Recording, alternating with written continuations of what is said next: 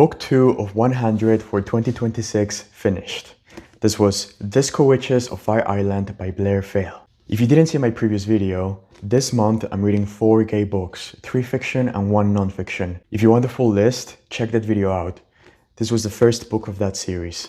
This novel takes place in Fire Island at the height of the AIDS epidemic. The protagonist, Joe, arrives in the island almost by accident. He has very little money, no job, and nowhere to stay. He's also deeply stuck in his grief after having lost his partner to AIDS, and he's also stuck in life in general. In the island, Joe falls under the protection of a group of disco witches, and also a motley group of locals. These witches quite literally draw their power from dancing, especially from twirling. They use that power to protect vulnerable young men from what the book describes as the Great Darkness. This is a sweet book and a good story, but I think it's a book best enjoyed by those who can emotionally connect to that time and place, or by those who love disco music.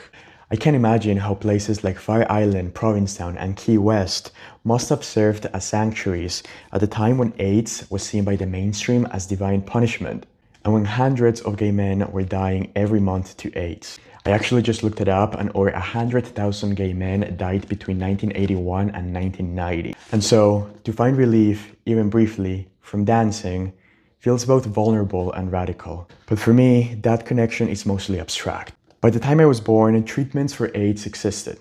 By the time I was a teenager, PrEP was widely available. And somehow, I've gone 28 years in this world without ever having encountered homophobia.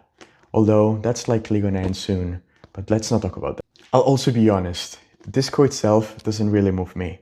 I admire it intellectually, its history, its politics, its role in queer culture, but it doesn't live in my body. So a book that draws so much emotional power from disco never fully unlocked itself for me.